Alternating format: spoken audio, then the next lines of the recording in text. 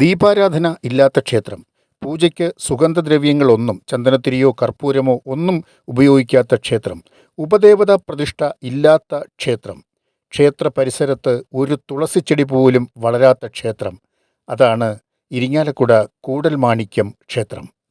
പ്രസിദ്ധമായ കൂടൽമാണിക്യ ക്ഷേത്രത്തിൻ്റെ മുൻഭാഗമാണ്. നാലമ്പലങ്ങളിൽ പ്രസിദ്ധമായ ഒരു ക്ഷേത്രമാണ് കൂടൽമാണിക്യം. ഭരതസ്വാമിയാണ് ഇവിടുത്തെ പ്രതിഷ്ഠ.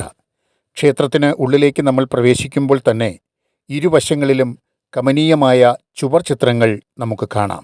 ക്ഷേത്രത്തിന് മുൻവശത്ത് വലതുഭാഗത്തായാണ് കൂത്തമ്പലം സ്ഥിതി ചെയ്യുന്നത്. ഇതാണ് കൂടൽമാണിക്യ ക്ഷേത്രത്തിലെ അതിപ്രസിദ്ധമായ കൂത്തമ്പലം.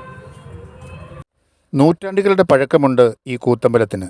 കേരളത്തിലെ എത്രയോ പ്രസിദ്ധരായ കലാകാരന്മാർ ഇവിടെ കൂത്തും കൂടിയാട്ടവും ഒക്കെ അവതരിപ്പിച്ചിട്ടുണ്ട്. തൃശ്ശൂർ പൂരം കഴിഞ്ഞ് പിറ്റേ ദിവസമാണ് ഇവിടെ ഉത്സവം തുടങ്ങുക. ഉത്രം നാളിൽ കൊടിയേറിക്കഴിഞ്ഞാൽ ഈ കൂത്തമ്പലത്തിൽ കൂടിയാട്ടത്തിൻ്റെ ഒരു ഭാഗം അവതരിപ്പിച്ച് കഴിയുമ്പോൾ ഉത്സവ പരിപാടികൾക്ക് തുടക്കം കുറിക്കുന്നു. ഇരിങ്ങാലക്കുട കൂടൽമാണിക്യ ക്ഷേത്രത്തിലെ അതിപ്രസിദ്ധമായ കുലീബിനി തീർത്ഥമാണ് ഇത്. കൂടൽമാണിക്യ ക്ഷേത്രത്തിന് 4 തീർത്ഥക്കുളങ്ങളുണ്ട്. അതിലേറെ പ്രസിദ്ധം കുലീബിനി തീർത്ഥമാണ്. ഈ തീർത്ഥത്തിലെ മത്സ്യങ്ങൾ പിതൃക്കളാണ് എന്ന സങ്കല്പത്താൽ ഇവിടെ മീനൂട്ട് നടക്കുന്നുണ്ട്.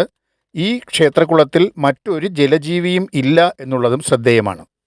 ഏക്കർ കണക്കിന് വിസ്തൃതിയുണ്ട് ഈ ക്ഷേത്രപ്പറമ്പിന്. ഇവിടെ തുളസിച്ചെടി വളരില്ല എന്നുള്ളത് സത്യമാണ്. ഇനിയും ധാരാളം വിശേഷങ്ങളുണ്ട് ഈ ക്ഷേത്രത്തിനെ പറ്റി. അത് അടുത്ത അധ്യായത്തിൽ പറയാം.